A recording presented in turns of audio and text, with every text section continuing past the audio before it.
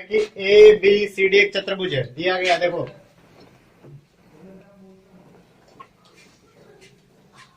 A B C D एक चतुर्भुज है जिसमें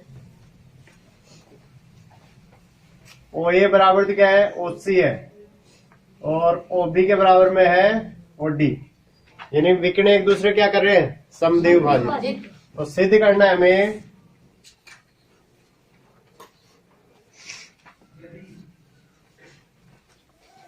ए बी सी डी एक समांतर चतुर्भुज है। क्या है? समांतर चतुर्भुज की पहचान क्या होती है कि उसकी आमने सामने की भुजा बराबर तो होनी चाहिए, लेकिन साथ में भुजाओं का जो युग्म होता है वो क्या होना चाहिए? समांतर होना चाहिए। क्या होना चाहिए? अब देखिए उपपत्ति इसकी,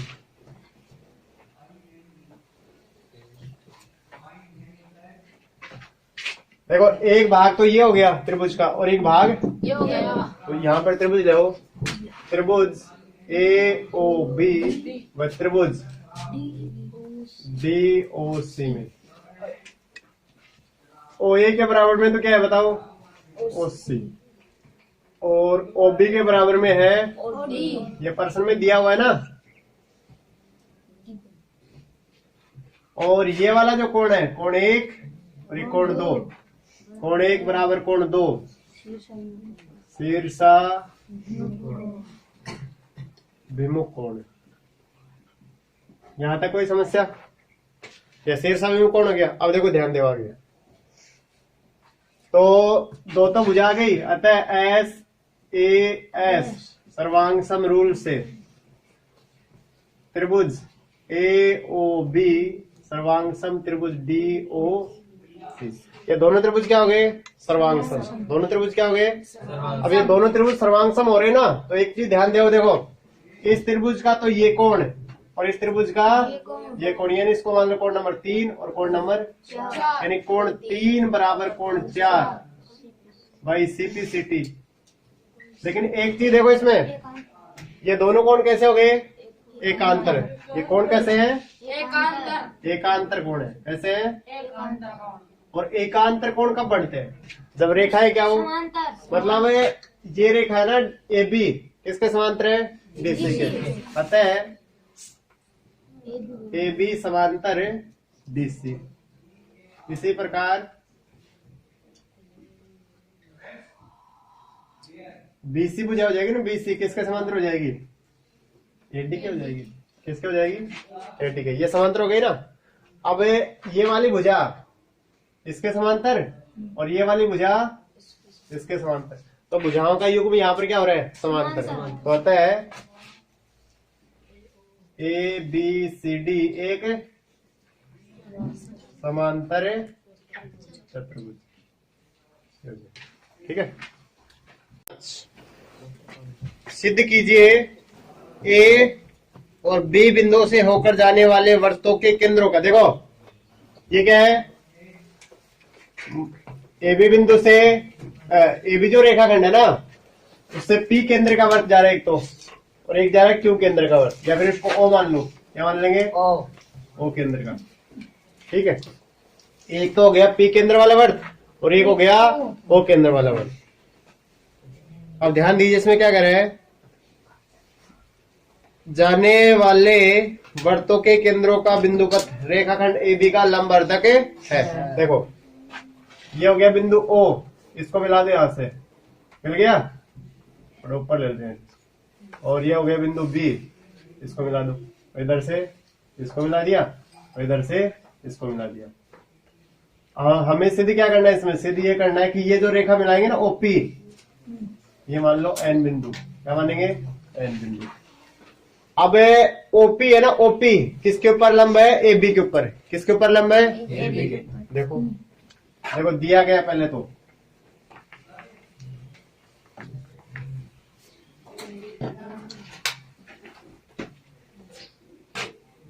ए व बी बिंदुओं से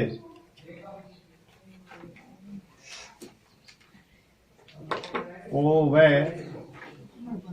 पी केंद्र के वर्त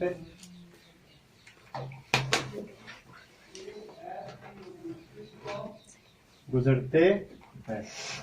सीधा हमें करना है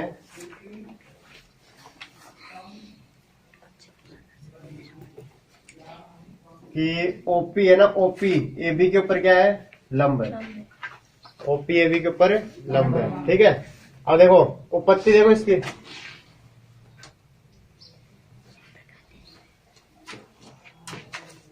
जैसे मान लो मैं ओ केंद्र वाला वर्त लिया मैंने, कौन सा लिया, ओ केंद्र वाला वर्त, तो ये वाली भुजा है ना, ये वाली भुजा इसके बराबर हो गया कि नहीं बताओ।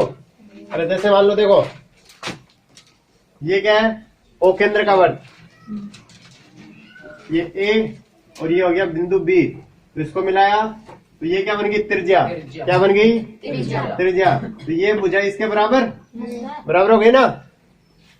तो ये दोनों भुजा बराबर, तो यहाँ से मिलाएंगे तो ये इसके ऊपर क्या हो जाएगा, लंब है। किसके अनुसार, परमेय 10.1 के अनुसार बताया था ना कि अगर ये भुजा बराबर तो यहाँ पर ये क्या होता है, इसके ऊपर लंब होता है। क्या होता है, लंब। तो देखो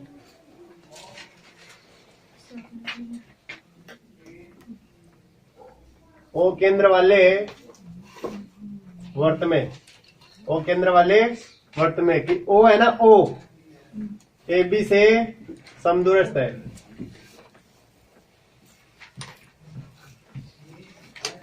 क्या हो गया, ओ ए बी से समदूरस्थ। तो इसका मतलब हो गया कि ओ एन है ना, ओ एन किसके ऊपर लंब हो गई, ए बी के ऊपर।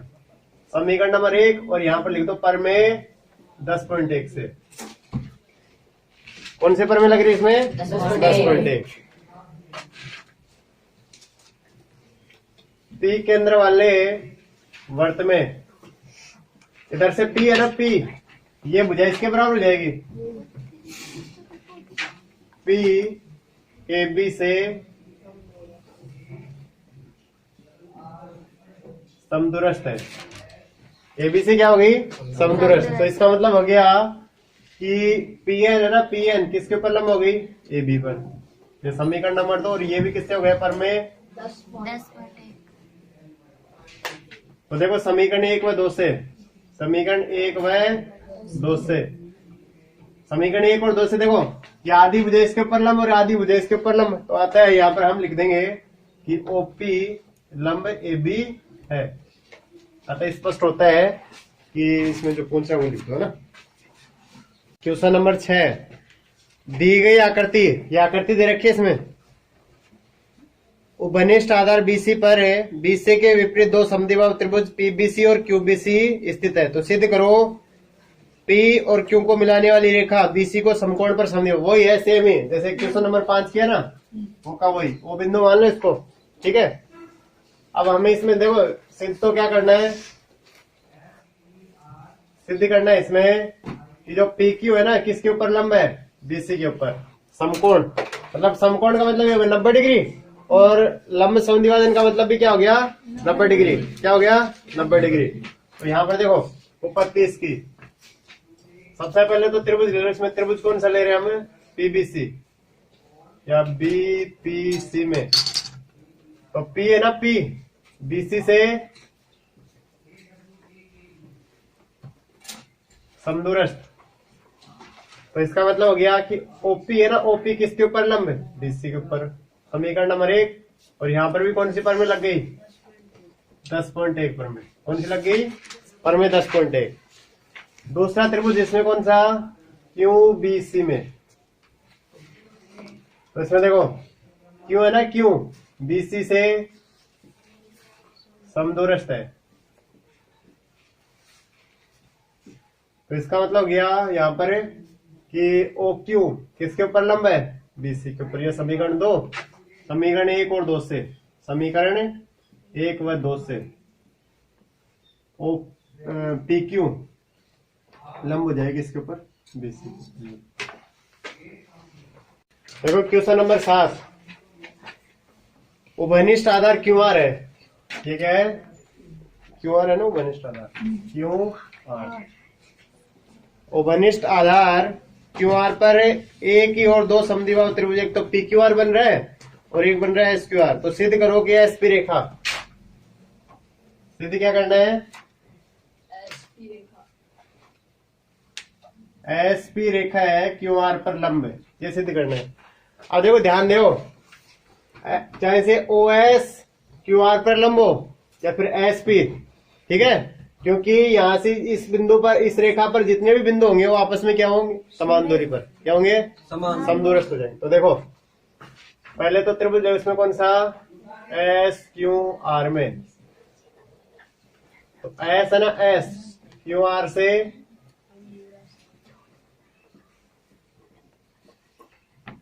समदूरस्थ है, तो ये हो जाएगा OS लंब है, OS लंब किसके ऊपर, QR पर। समीकरण नंबर 1 पर में 10.1 से। दूसरा P है ना, P QR से क्या है, समदूरस्थ है। तो देखो ध्यान, ये कौन से त्रिभुज में है, ये है त्रिभुज PQR में। कौन से त्रिभुज में है, तो इसका मतलब हो गया OP लंब है, किसके ऊपर हो गया, QR पर। ये समीकरण नंबर 2 हो गया, 2 समीकरण 1 और 2 से,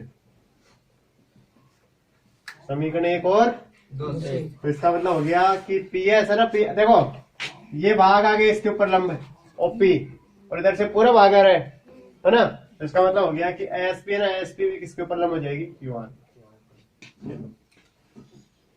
क्वेश्चन नंबर है 8। देखो प्रश्न में, हाँ क्वेश्चन नंबर 8 है, कोण P का जो अर्धक है, देखो दिया गया, लिखो पहले तो इसमें दिया हुआ है कोण P का अर्धक है,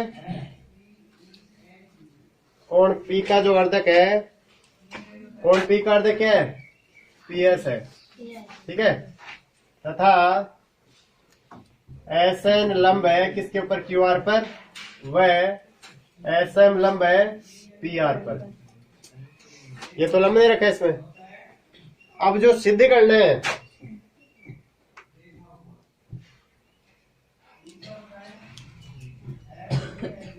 देखिए इसमें सिद्ध करेंगे, क्या सिद्ध करेंगे कि SN बराबर क्या है, SM। बिल्कुल सिंपल सा क्वेश्चन। देखो उपपत्ति 10 पर में 10.2 मैंने इसमें समझाई थी आपको कि अगर मान लो ये दो प्रतिच्छेदी रेखा है, ठीक है, जैसे मान लो ये P बिंदु हो गया, क्या हो गया, P बिंदु ये, और इसका अर्धक हो गया इस कोण का ये PS, क्या हो गया, पर में 10.2। तो यहां से ये इसके ऊपर लंब था ना, तो इधर से ये लंब, अगर ये दोनों भुजा बराबर थी तो ये दोनों कोण बराबर है, लेकिन प्रश्न में पहले से ही दे रखा है कि ये दोनों कोण आपस में क्या है, बराबर है, यानी कोण P का अर्धक PS है, तो ये वाला कोण ये वाला कोण आपस में, तो यहाँ पर ये इसका विलोम से, इस विलोम से, पर में 10.2 के विलोम से। देखिए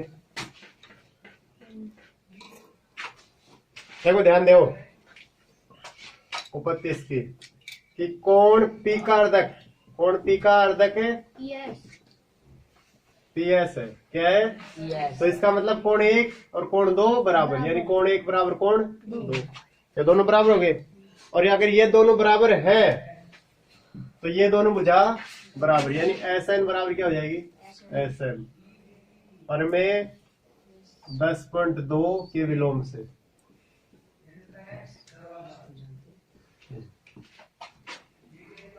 अगर इसका सेकंड तरीका करना चाहो तो आप इसमें देखो त्रिभुज ले लेना, एक तो त्रिभुज PNS और त्रिभुज PMS में।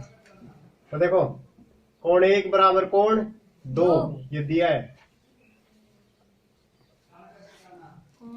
और ये 90 डिग्री है ना ये वाला, या फिर इसमें ऐसे ले लो कि PS बराबर PS वो बनिष्ठ भुजा, और यहाँ पर इस कोण को मान लो, देखो कोण नंबर कितना हो गया 3, और ये हो गया कोण नंबर 4, तो कोण 3 बराबर कोण ये 90 डिग्री। तो यहाँ पर दो तो कोण है, तो यहाँ हो जाएगा AAS सर्वांग रूल से, त्रिभुज PNS सर्वांग सम त्रिभुज PMS, तो बाई सिंप्लिसिटी से, इसलिए SN बराबर SM बाई सिंप्लिसिटी, ये हो जाए। इस तरीके से कर सकते हो। क्वेश्चन नंबर 9 है, कोण ABC है ना, प्रश्न में दिया गया आपको कि कोण ABC तो इस एबीसी का बिंदुपथ, और आपको पता है कोण कोई भी कोण हो तो उसका बिंदुपथ क्या होता है, लंबवर्धक, ओ कोण का अर्धक, कोण का, तो इसका बिंदुपथ क्या हो जाएगा, जैसे मान लो इस कोण को, जैसे इसको हल करेंगे ना, तो जैसे मान लो इस कोण का अर्धक हो गया ये एल रेखा, क्या हो गई, एल रेखा, तो इसका बिंदुपथ क्या हो जाएगा, देखिए आता है कोण ए बी सी का बिंदुपथ एल रेखा है, क्या है, एल रेखा, ये हो गया।